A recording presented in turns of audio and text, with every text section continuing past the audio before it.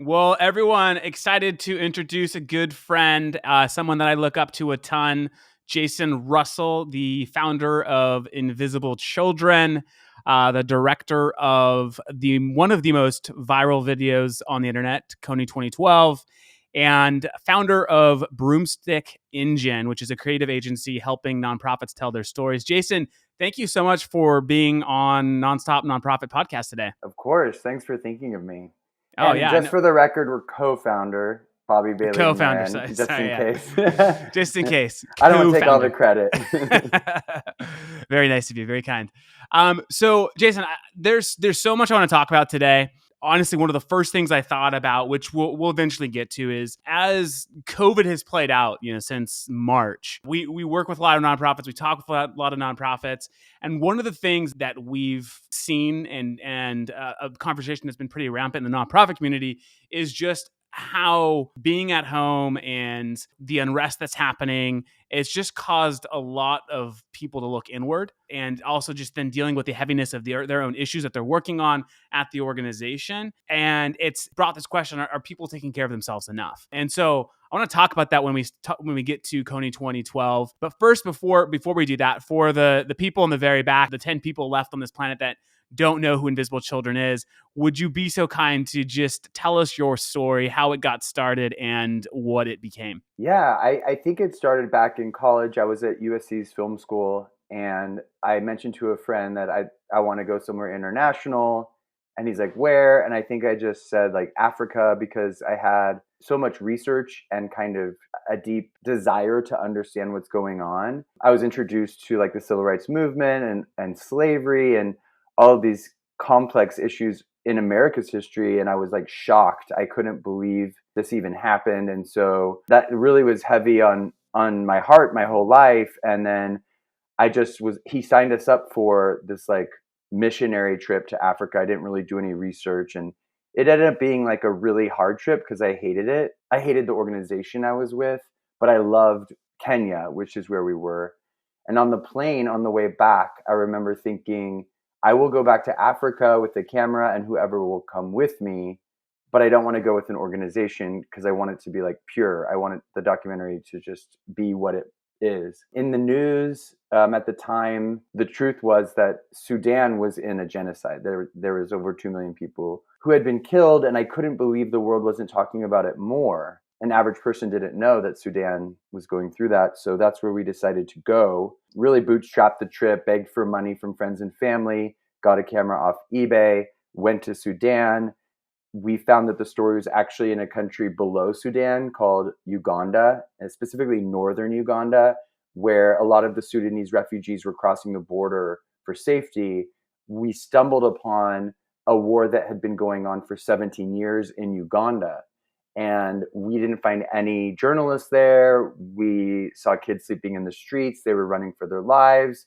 A rebel army called the Lord's Resistance Army, led by a man named Joseph Kony, had been abducting children, using the girls to become sex slaves, using the boys to be brainwashed into child soldiers, to even like go and kill their own family members. And we were there, and we just started to like talk to the kids and make friendships and document. We met with as many experts as we could in the region. And I guess you could say we got back on the plane with all this footage, and we really felt responsible to do what we could to make a documentary, even though none of us had done that before. Long story short, we made it. We put ourselves in it to kind of create a bridge between like the Western youth to connect to a young 19, 21, 23-year-old. And that was in 2004. And I feel like the next 2 years, the DVD of the rough cut of the movie we made went analog viral. Like, I don't know how many people told me like, oh, the DVD was sitting on my roommate's like shelf, or someone gave it to me, because we didn't really care that much about the movie being ours. We only cared about people watching it. Yeah. So I don't know, you remember this when we did really cool things where the DVD always came with additional DVD to like hand it off, and then you could log your like screening party online and it would pop up. Yeah. And then we also did something I thought was really cool. We made these posters that said, take it, watch it, return it. And we had DVDs on the poster in dormitories Oh, that's in cool. colleges, and Yeah. so we just wanted it to be free. We didn't even want people to pay for it, even though sometimes they did. But that's way before YouTube. Yeah, I was just gonna say, like, isn't it crazy that this started well before the internet was where it was at in 2012 when you reached perhaps the most people you've ever reached with the story. DVDs, Invisible Children started with DVDs. That's so insane. I remember, I think it was the second screening of the Rough Cut when it was Laren and Katie Bradel that came to Biola, where I was a sophomore in college at the time, showed this film and it wrecked me. I sat there it was on this like chapel, and it was packed out, like it was probably like 300-400 people. And me and a friend we just sat there and we were just totally wrecked. Didn't talk to Laren or Katie that night, but just went back to my dorm room and I just couldn't stop thinking about it. The next day I saw there was a screening. I think it was at Cal Baptist or something like that, about an hour from Biola, and it was Bobby was there doing the screening. And afterwards, I went up to him and was like, "Hey, like, I saw it last night. I want to get involved. I want to do something. What can I do?" And he was like, "Go to Africa. Like, just go to Uganda." And I was like, okay. Went back to the dorm and shortly after bought tickets and ended up going to Africa that next summer. Looking back on kind of like the starting of Invisible Children and knowing where it went, did you think it would ever achieve what it has achieved over the last 15 years? Honestly, no. I mean, we always said we were building the plane as it's flying, and like we always said in the office, like you are the hero you've been waiting for. Because the more that we dug deep and met with the experts and interviewed anyone we could on the subject, we came to the conclusion that no one is really taking this seriously enough to help end the conflict. And that's not to take away from what the Acholi people, the Betty Bagombe, the peace talks, like they had been trying for 17 years, which is a really long time for a conflict to go on. But the vibe that we got from the Acholi community was no one's helping us. Like they felt hopeless. It was like, there's nothing we can do. The government's not taking care of us. I remember them constantly in like the displacement camps saying, we're dying. Like we're actually dying here. So can you tell your government about it? Can you take that video footage back and like help us? And that compounding testimony of people saying we need help really resonated with us because, we're white, privileged, like Christian young men. And so we took that, very responsibly, but we were also participating in like the white savior complex or white savior syndrome. Um, Unconsciously, that term wasn't coined or we weren't aware of it at that time, but from the outside it definitely looks like that. Inexperienced young dudes with a camera from San Diego going into a conflict zone. But there's something really unique and special in that we didn't have anyone telling us what to do, and we didn't have the expertise that usually comes with this. And so I think that we were disruptive in that people who were doing the work for many years were saying like, you don't know what you're doing. And at the same time, we were like, you're right, but we don't have an agenda here except to like document and then help through education or micro lending, or like we developed all these programs based off of the community's desire for healing, which was education for the children because they felt like they were losing a generation. And then they were said, if you can help end the conflict, that would be better than anything because then we could get back to our lives. So At what yeah. point did you realize that what you were set out to try to achieve was to end the conflict? Right? Was it from day one coming back, putting the documentary Well, together, or did it come that's a later? good question. We, for many years, thought someone was taking care of it. We just hadn't met them yet. That's how we felt. Like, we were like, we're not the experts, but like someone out there must have this solution or a blueprint. But we went around the world. I mean, we went to the International Criminal Court and interviewed Luis Moreno Ocampo, the first prosecutor for the ICC. And he was our biggest fan. He said, you're doing the right thing. This isn't a country problem. This isn't an Africa problem. This is a human rights issue. A year or a few months after our original trip, so it would be in 2004, and we opened the movie with this, Jan Egelin from the UN said, Northern Uganda is the most neglected and forgotten humanitarian crisis in the world. And we were like, wow, we have all this footage of the conflict. So it seems really important to make sure as many people know about the story as possible. We didn't know we were actually ending or helping end the war until 2000, I want to say 2010 or 11. Even though we put end of war on our very first poster of the Global Night Commute, Yeah. we sat down, Laren, Ben and I, and Laren said, we're not really ending the conflict. And that's when we shifted. Laren moved to Africa for many years, and he was embedded into the military strategy with the African Union, the LRA, the UN, the United States military. So at that point, by 2011, when the military was actually sent, which is the first time in American history where something like that had happened, then we felt like we were really making a difference. And that was the intention of creating Kony 2012. Like, there's one intention, which was to make Kony famous, but the other intention was to ensure that the military troops stay there, not to kill or bomb or do any of the other things that you would do in a typical war, because you can't kill the children. They were kidnapped. Right. And the majority of his army is made up of kidnapped Right. wives and children. So it was very gnarly. But after the peace talks failed in 2009, we as pacifists were like, I guess this is an exception to our pacifism, because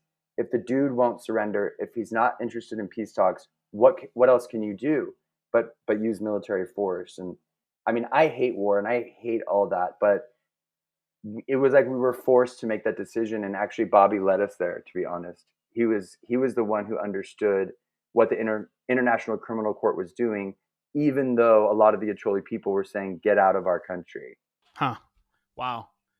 I mean, knowing the history and being involved with Invisible for a long time, what was like a moment where you just stopped to think about, like, what business do I, as this like San Diego surfer, like, was there a moment where you're just like, well, maybe it was sitting down at the ICC, or maybe it was, I'm not sure if, I don't remember if you ever sat at any peace talks or not, but was there ever a time you just sat there and you're like, I never thought I would be in this place. I never thought I'd be in this position. Was there any moment like that that ever kind of struck you?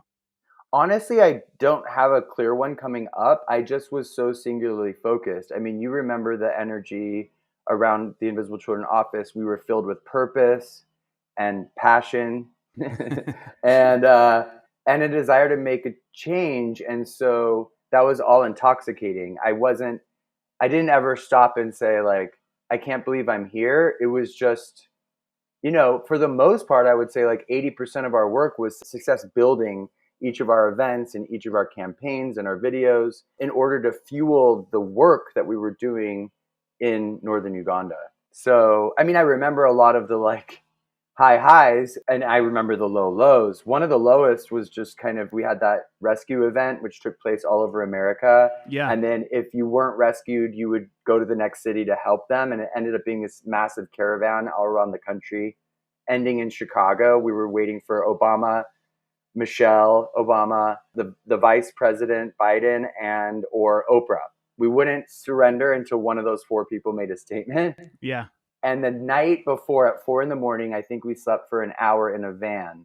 And then we said, let's go back to her studio, surround it in the morning at like 5 or 6 a.m. She walks out of the studio, says, how can I help? An hour later, we're on her show to millions of people. And that show led to the bill being passed in Congress because the senators saw it on the Oprah Winfrey Show. So when people criticize awareness not really being important or enough, or collectivism, whatever you want to call it, right? Sure. I know there was a lot of scrutiny or criticism around a bunch of kids just, sleeping in parks, wearing cool swag, making a fuss online. How do you respond to that sort of cynicism? Because obviously you have your experiences, you've seen it work. Yeah, I mean, I understand why people complain about collectivism and slacktivism. I totally get that. At the same time, I think that we were very mindful of creating a spectrum of choice, of engagement. So if you just want to like and share, that's one. And that's great, by the way. Maybe you have 100 friends and they didn't know about the injustice. And then you can scale up to, a 5 where you bought the merchandise, you're coming to the events, you're like maybe joining a club in school, and then 10 would be like, I'm going to live in Africa for a year and help with the program. So there's no judgment on whatever engagement you want to participate in. But if people don't think awareness is important, I think that they're wrong. I think it has a lot of value, because if you don't know about something, how are you going to do something about it? So I think a lot of that criticism is really trying, like a lot of cynics try to tear down, like cynicism masquerades as wisdom, but it's a self-imposed blindness, because it's better to be a cynic and not do anything than actually have to participate in a real tangible way. Right. That's Stephen Colbert. He said that. So we'll give him the credit. I love that. Okay. We'll give him credit. Thank you, Colbert. So leading up to Kony 2012, there were obviously many years of traveling the country, the world, spreading awareness, inspiring young people.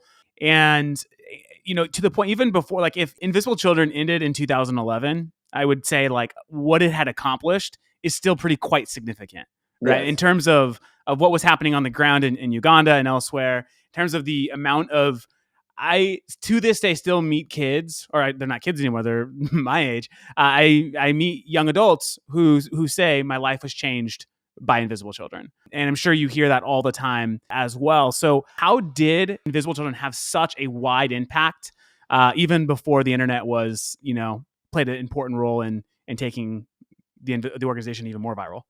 I think you probably could answer it yourself, to be honest. I think it was really, really based in the word community, which is not enough of a word to encompass what was happening at Invisible Children.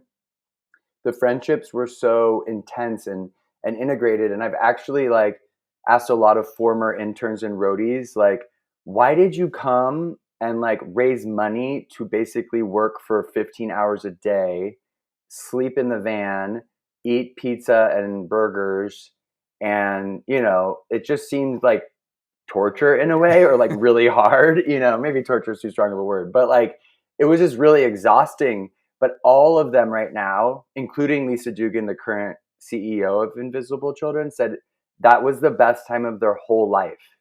Like they're like, it was genuinely, I've never felt such purpose and drive and excitement and meaning and my friendship. So it was really this community that, like, if you were in the offices at any point in time over the 10 years or plus, you felt that energy. You felt people on the phone. We were so dialed into doing what we were doing. We weren't joking or playing around. We were there to help end this conflict and provide education and everything else. So yeah, I think it's just a community. I really do, built around a strong mission. Yeah, definitely agree with that. I remember when I left Invisible Children, I think I was like 24 years old or something like that. And someone asked about the experience. And I said, I peaked at 24. Like there's like no other experience that can ever match this. It's going to be a really hard, rest of my life, because it was such a rich experience. And going back to that moment where, Bobby said, go to Uganda. And then we actually did. It was one of the first times where I felt the permission to act on something that I truly believed I wanted to be a part of, right? That like I could act, and I had the like authority to do it, and without sort of any constraint. And I think that's what Invisible Children gave to so many young people, high school and college students, was the freedom to respond to their conviction and to be a part of something that really was making a difference. And we expected so much from the employees on staff, from the interns. Like there was a lot of work to do. And so I think that helped these young individuals rise to the occasion. Yeah. In the sense that like they might not have that experience anywhere else, or be expected to like do the spreadsheets and make these calls and write legislation. Like we had people writing legislation for Congress in our building. And so that's just mind blowing. But like, it's one of those things, like, of course, young people are always the ones that change the world, because they have very little to lose in terms of family or mortgage, and everything to gain, which is like changing history forever. So that's why all revolutions are really at the heartbeat of the youth, because they're naive. They don't know. It's like a snake. Like they don't know how much venom they have in him, in the positive way. They're just like going after it. Totally. So let's transition a little bit to Kony 2012. What was the rationale for the film? What was the idea, the campaign behind it? Yeah, I don't know if you have had any of these moments where you just get struck with an idea and it's so strong that like your whole body has goosebumps and you know that it's going to work. Like you never laid down even a word or nothing, you just know. That was how this was for me. The troops had been sent in 2011. I actually didn't believe it would ever happen. I was like, Obama's not going to do this. They're not, this is just, I mean, I had zero hope that the military would get involved because America has never participated in an active conflict that doesn't involve them at all. There's zero interest, American interest, even though Reddit and other blogs think that there was motivation for oil and other things. They participated, and it blew my mind. And then our experts said they won't stay there very long. They might be there 6 months. So if you want them to stay there longer, you have to get America to understand what's at stake here. This is the world's first international criminal indicted for war crimes and all these other crimes. So I was in the hallway. Ben said, I just got off the phone with Michael Poffenberger. Michael Poffenberger had his own nonprofit, but it was closely tied to Invisible Children because it was just about this issue, but it was all Washington, D.C. Michael said, I'm going to these senators' offices. I'm going to Congress. I'm trying to get meetings, but they won't have meetings with me because they don't know who Joseph Kony is. He said, if Joseph Kony was famous, then they'd open the door for me. And Ben Kesey told me that, and it struck me. And I said, we are going to make Kony famous. And in that moment, I thought of like Andy Warhol, pop culture, like American icons like Elvis and Marilyn Monroe. Like, you know, let's make pop art out of this warlord, which is like the antithesis of what you should do. A lot of people said, you can't make him famous. You have to make him infamous, or you have to make him notorious. I said, nope, because Americans are obsessed with fame, right? They love fame and who's famous and celebrity. So we were playing off that idea as well as playing off the 2012 run for presidency. So all the propaganda and posters and things were like Kony 2012. And they're like, is Kony running for president? And they're like, no, it's a warlord. They're like, what? You know?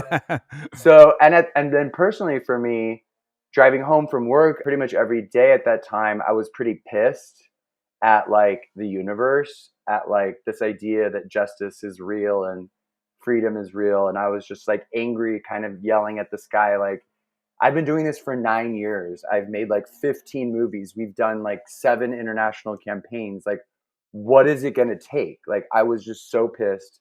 And the anger was shoved into Kony 2012. I basically arrived at work and I said, if this video doesn't work, I'm quitting. Like, I was just so done of the repetition of trying to get something to happen. And I would just say, like, I know that Bobby Lahren and I and the team felt that every day mattered because we knew that every day that went by, more children were being kidnapped or they weren't coming home. So Kony 2012 was just kind of my last push to say, universe, you better show up and it better work. And it worked beyond all our imaginations, for better and worse. So when you uploaded the video and press play on YouTube, what would you have considered success before knowing where it actually get to? Like what were you hoping for? Yeah, I'm trying to think. I was pretty pissed because they made a Kony 2012 like pamphlet, and in it were the goals. And I believe the goal in the pamphlet was 500,000 views for the year of 2012. And I was like, 500,000 views? I said, can we at least try for 3 million or like 5 million? I was like, let's just have a more audacious goal. But it was printed. It was printed, and I didn't get to approve it. So it is. Yeah, and then so we were actually at Creative Arts Agency, CAA. CAA. Yeah, CAA. Yeah, Creative. Yeah. And we had a screening there. Kristen Bell was hosting because she had been a part of the movement for a long time, and she got Jason Bateman to come. And our staff was there, and we were ready to screen it, and we did. And then I came out, and Noelle Juglé, who was the one who uploaded the video, said, Jason, it's been up for a few hours, and it has 60,000 views. And I was like, oh, that's pretty good. And then a few hours later, it was at like 200,000 views or something. I was like, oh, that's pretty good for the first day. Within 24 hours, we were at the office and it had hit the $1 million or million views. And we were freaking out. I think there's video of that. I actually tried to ask people to go get some alcohol so we could celebrate. And no one in the office would come with me. Really? Why? Yeah, because they're too busy. They're like, we don't have time to drink. I go, we just got 1 million views in 24 hours. So I went by myself. Actually, Alex Collins came with me. I made him. You made him come. And I got a wheelbarrow and I put a bunch of alcohol in that liquor store across the street. And I came back and everyone's like, this isn't appropriate. You can't be celebrating. We're so busy. I go, we have to celebrate. So we popped champagne and I said 1 million views and stuff. And that's the only time we celebrated Kony 2012. That's the only time. Mm-hmm. So at what point did you start getting calls from basically, because I remember watching it from the office. At this time I was at Liberty, North Korea, but I remember I had it up on a different screen and I kept on refreshing it because Kira and I actually attended the premiere at CAA and remember talking about some of that. And then the next day we just kept on refreshing. I was like, oh my gosh, this is crazy. And then I started seeing you on basically every news outlet over the next couple of days. Everyone wanted to interview you. I remember Jon Stewart did something on it. So what was that like, being called by basically every major media outlet and flying around the country back and forth? What was that? What was those days like post the first 1 million views? Yeah, I mean, I'll preface it with saying that I'm a 3 on the Enneagram. So 3s, for those that don't know, are obsessed with achievement, success, personal identity. Like, we want to be the best at what we do. It's really important to us. And our biggest fear is failure.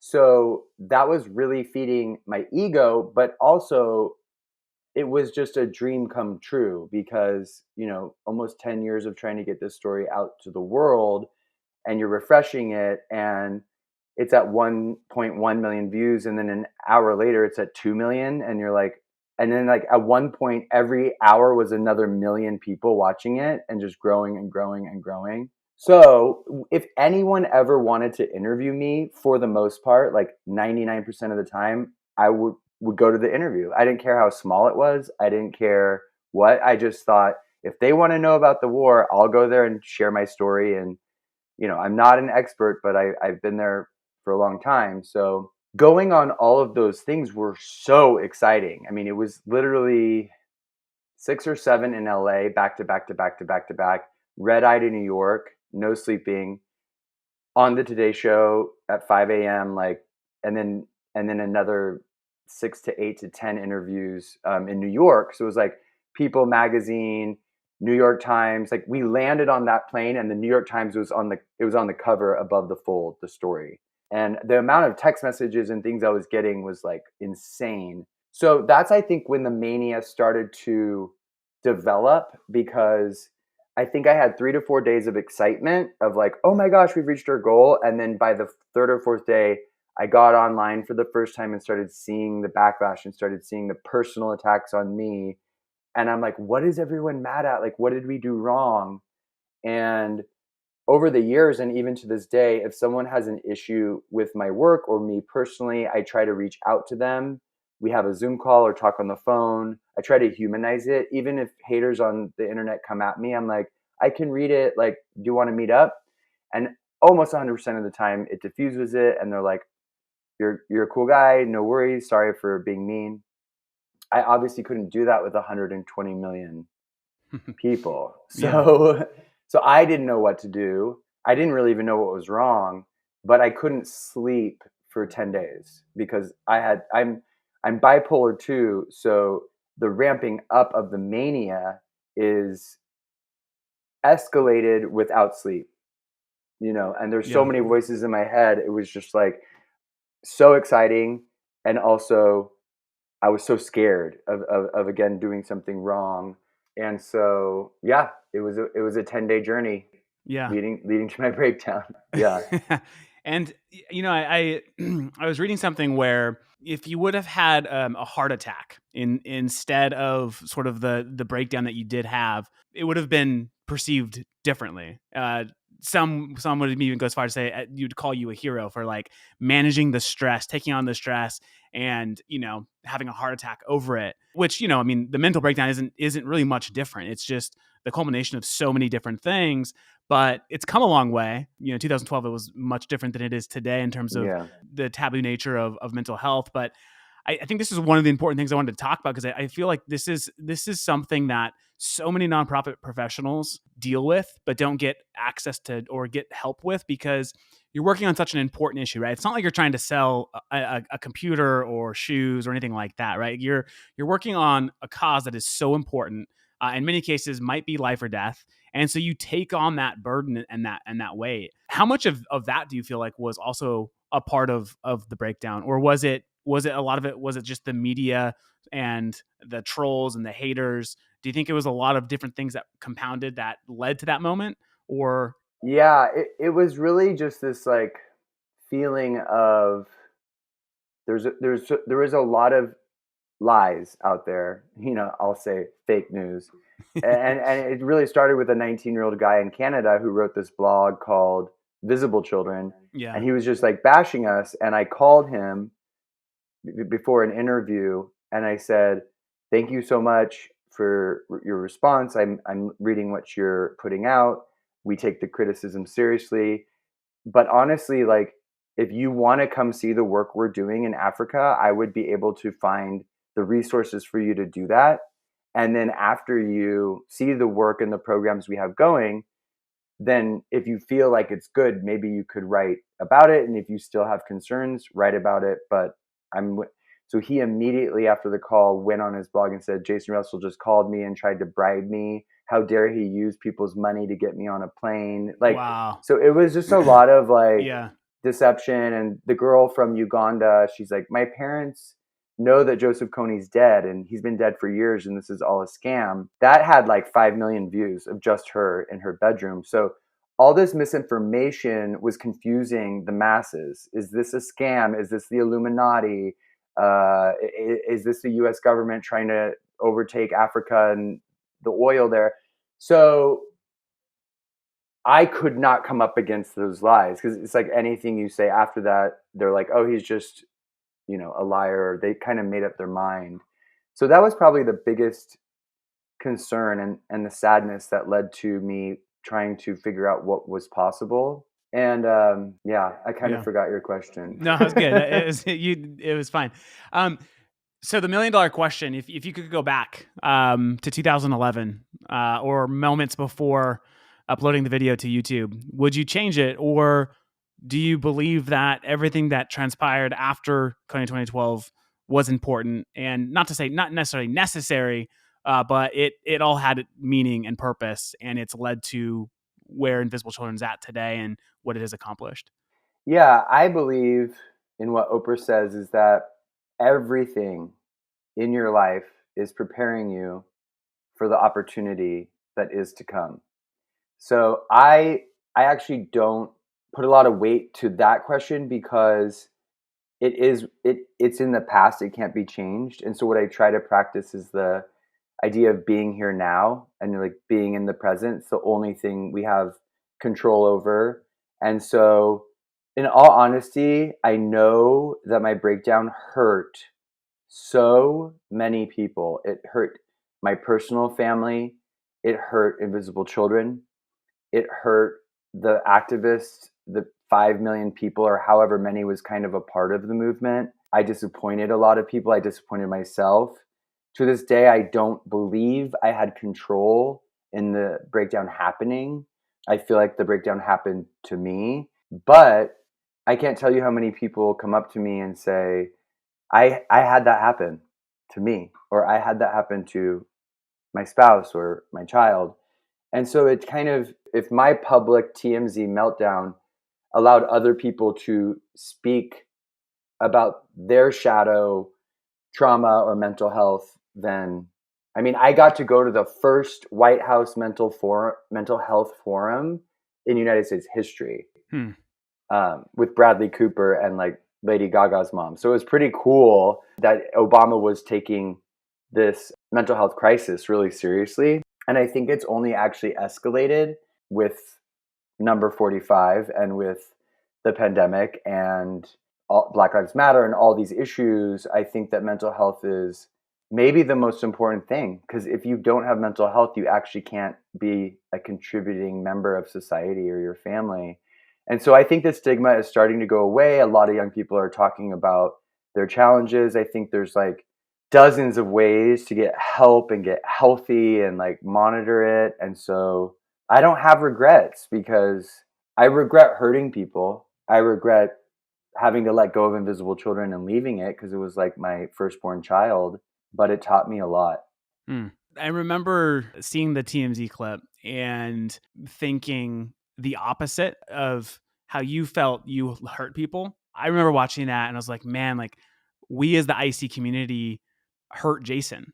We didn't do enough, right? Because you had committed your life to this, to stopping this war, and you were all in. And I remember having that feeling. So I never looked at it as you letting us down or invisible children down. I always looked at it in the as the opposite. Never have lost any respect for you, because you have always believed anything you set your mind to, anything that you become passionate about, you move the needle on. And I think that's like that's one of the gifts, one of the many gifts that you have, and that's why it's so fun to continue to follow you and your work, because you know how to truly move the needle. So I'm excited to see what's to come. Thank you for saying that. It means a lot. Absolutely. So a couple more questions I thought I'd ask, and then we can wrap this up. For organizations, as maybe I should have told you this in the beginning, but I'm sure you assumed mostly our listeners are nonprofit people working in the nonprofit space, leadership, and so forth. I remember like following 2012, like in 13 and 14, everyone was trying to dissect Kony 2012. Everyone was trying to recreate the viral success that it had brought on. And I imagine a lot of people probably reached out to you for consulting and asked you to help them with their campaigns. What was that like? And what sort of advice did you tell people when they said, hey, we're trying to go viral? Yeah. I feel like that was like 2013, 14, 15. That was like the thing that nonprofits are trying to do. How did you respond to that? Yeah, I mean, honestly, I think that one day I could do a masterclass about it, in terms of like all the things that it took to make that happen. One of the things that I always try to remind people is we had spent 9 years traveling. We traveled, we did over 8 years of screenings and met with 5 million people face to face. So they feel a personal connection, not just to Invisible Children or the movies or the merchandise or the work, but to actual roadies and interns that they bonded with and became close with. I mean, very, very close friendships that last till today. And so like that kind of authentic relationship cannot be replicated. It literally takes the hard work of years of building that. And then obviously like targeting 20 of the most famous people in the world and 12 senators and congressmen helped it go viral, because you wanted to take action. So you tweet out at all these famous people and they're getting the thousands or millions of tweets back at them. So they respond. And that's what helped it light the kindling on fire. Like the kindling was already there, but we threw the match at it. I think it's really also important to remember that it's genuinely about the story. So people like forget, how do I make my video go viral? I go, well, do you have a really compelling story? And they're like, no. And I'm like, okay, well, you got to find that first, because people are moved by, the story itself. And an interesting study by MIT, I think it was 2 or 3 years, they interviewed only events that had hyper success. So they interviewed the Red Bull jump from space, the assassination of Osama bin Laden, Avatar, the movie, Passion of the Christ, and Kony 2012 was one of the things they studied. And they gave us a whole presentation afterwards. One of the main takeaways was that all of these things had one thing in common, and it is that the whole team was focused on one goal. So they like Mars landing, like those kinds of things. And when you have a team that wakes up every day and they have just one goal, that leads to hyper success. So our goal was to make Kony famous, and we were going to do anything and everything we could think of to do that. Yeah. And we had so many things planned too that we never did because we made him famous too quickly. But I think that's the real key is, and I work with a lot of clients, and it's actually difficult to get the team, even if it's a small team, to agree on one thing they want to accomplish. Yeah. Yeah. And imagine too, you, which is the kind of the last few minutes I wanted to spend talking is where you're at today, what you're doing now. I imagine as you work with your clients and nonprofits, what we see a lot, at least, is people look at video as a medium to drive revenue, to drive donations. And obviously, Kony 2012 wasn't about that, but that happened. By the money came in. So how do you go about keeping hyper laser focus on one thing when you also have a fundraising team's like, but we still have to hit this goal. We still have to raise this money. Is that ever a point of conflict in your guys' creative process? So is the question about how do you create compelling content and still drive revenue? Or do you worry about the revenue and you just create compelling content and let the revenue take care of itself? We always worried about revenue. You remember, most of our time in Invisible Children was are we going to be able to pay the staff? Are we going to be able to pay the rent? I feel like we were at the best of times, we had 3 months in the bank. Right. Because our ideology and our approach was, we don't care how much money it takes. We don't care. We are going to do this and end the war. And we are unashamed of spending money on making movies because that is the porthole to the change of heart and the change of mind. You got to make people laugh, then you got to make them cry, and then they will join your team if it's authentic. With Charity Water, we made that movie for them 4 or 5 years ago. They started at 800 monthly recurring donors. I believe they're at over 50,000, resulting in close to $18 million a year coming in year after year after year from one movie that cost them this much money. Yeah. This much money. And so I always try to tell our clients that we're onboarding, we're not going to necessarily replicate Charity Water, but even if you gave us this much money, you're definitely going to get a lot more on the return of investment. Yeah. The best thing you can ever do as a nonprofit leader is spend as much money as possible on your story. Because once your story is told in a powerful 20, 30-minute video, you can use it for a decade and get money. So to me, that's revenue is always a challenge unless you're a billionaire foundation, right? But most nonprofits are freaking out going, how do we get another funding? How do we make this program happen? Yeah. But it's also I feel like a lot of nonprofits live in the rich dad, poor dad mentality. And I really dislike it, because I work with them and they go, well, we only have this much money because we're a nonprofit. So we're poor and we have to ask everything for free. And I'm just does that have to be the nonprofit mentality? Yeah. I just Welcome think it's to our lives selling to nonprofits. Yes. So, it's a shift. It's like the Dan Pallotta shift that Totally. People who are wide awake in this industry are following his and others' lead. Yeah. And these issues are life-saving. They need the experts and money and resources to make it more important than paper towels, because we spend more money on advertising paper towels than we do on some of the most important issues facing humanity. Totally. And that's what I was kind of getting at as well. I mean, because Kony 2012, and correct me if I'm wrong, though, it wasn't a fundraising campaign, right? It was the mission was make him famous, and you still raised millions, of dollars as a result. And so I guess 26 million. Would you say 26 million? Yeah. Yeah. In within that year, or how much of that was in the first? It was within a month, I think. It was pretty immediate. And that's what's so interesting. We did have a call to action to be a monthly recurring donor, but honestly, our team was not focused on the money at all. Yeah, we were really focused on making him famous. But of course, as a nonprofit, you always ask for money, so it was a part of the call to action. Yeah. And so the last question on this topic is, what are the projects you're working on today? What are you up to? And maybe, it's changed quite a bit since March, but what is Jason up to today? Well, I have a bunch of client projects, which are exciting. And I've had a passion, and you know this because you and Funraise helped, fund the podcast. But the idea is for A Little Radical, which is our children's book, to really break it open and create compelling, inspiring curriculum for young minds to understand what activism is and understand how to speak out and be brave and boycott and all of those things. Because activism, even that term, honestly, I wasn't even aware of in high school. Truly, I was just like, oh, you mean like the civil rights people? Like, I didn't understand that activism was an actual vocation.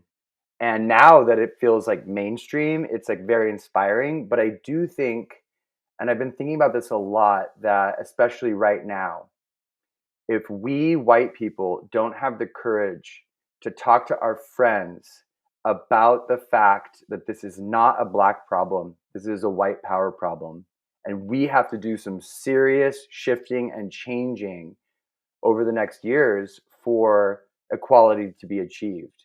And so I have tried to deconstruct my white savior complex, and I keep people around me to keep me in check.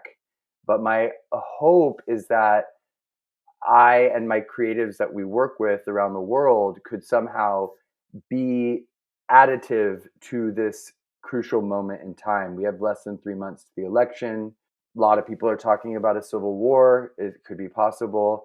But truly, I see the moderate white in America. These are not Trump, Fox people, and they're not necessarily liberal Biden. They're just in the middle.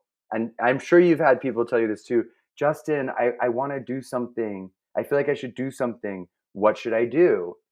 And yet they're paralyzed in doing anything because they're so fearful that if they post a black square with Black Lives Matter, the next morning they're going to wake up and, what are you doing? Take the hashtag off. You're ruining it. And so white fragility is so real that if we're attacked once, then we won't participate in again. We have to get tougher and understand that we as white people are the problem. We've been the problem for 400 years, and we're just waking up to that idea, and we've got to acknowledge that. And we ourselves aren't being attacked individually. We, the collective white power, have to change.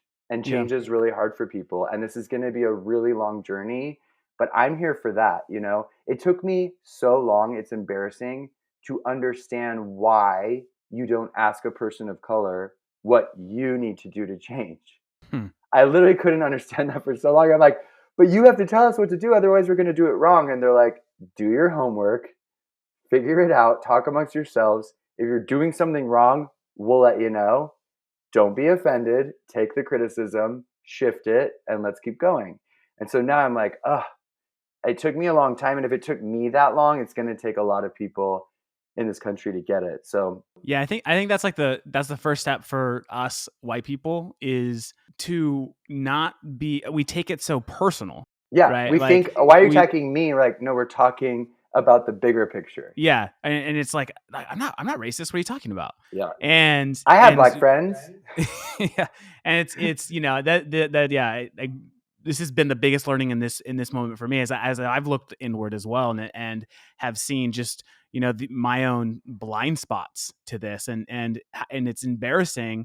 But if we don't address it, it's never going to change, right? And so very excited to see what you continue to do on that front. I know I've had you here much longer than I told you I would. It's fine. It's been a fun conversation. Thank you so much, Jason, for being a part of it and for sharing your story with us. Very excited to get this out, but thank you so much for your time, and tell Danica and the kiddos hello for us. Thanks, Justin. I just talked to Danica, and she's like, I love following their family on Instagram. Like, she's like, the twins are growing up. They've gotten big. We've Are they 4? They're 4. They're 4 years old, Okay. turning 5 here pretty soon. And then we've added a 5th. We got a dog, which I don't know why we decided to do that, but we did, and it's like wild. It's another baby. Yeah, you got a zoo over there. Yeah, exactly. It's awesome. Well, I do want to recommend, before we go, a podcast that really changed my mind and informed me so much. I might even listen to it again. It's called Seeing White, and it's like brilliant and illuminating. And again, I'm embarrassed at how much I've learned in the past 3 months. Like, I thought I knew things, and I have learned a huge amount. And so I just feel kind of grateful. And honestly, in the past couple of weeks, my mind has shifted around 2020 in that I think history will look back and consider it one of the greatest years of all time. And not to make it a silver lining, and I know people have died, and I know people don't have jobs, and like it's just a crisis. But like again, it really wasn't working for a lot of people. And so now we're going to rebuild a new system. And I think that nonprofits should be at the heartbeat of that, because what's exciting is you won't be able to find a business that doesn't give back from here on out. Like you will be void, and younger generations will say, what are you doing for the planet? What are you doing for the people? And so I just love that Funraise is really at the heartbeat of that change and empowering people to go after the problems in the world that are, most needed, most severe. Well, thank you. I mean, that is our inspiration. We have a long way to go and a lot of work to do. That is definitely one of our goals. But yeah, again, thanks, Jason, so much for joining. Thanks, Justin. Peace. Appreciate it.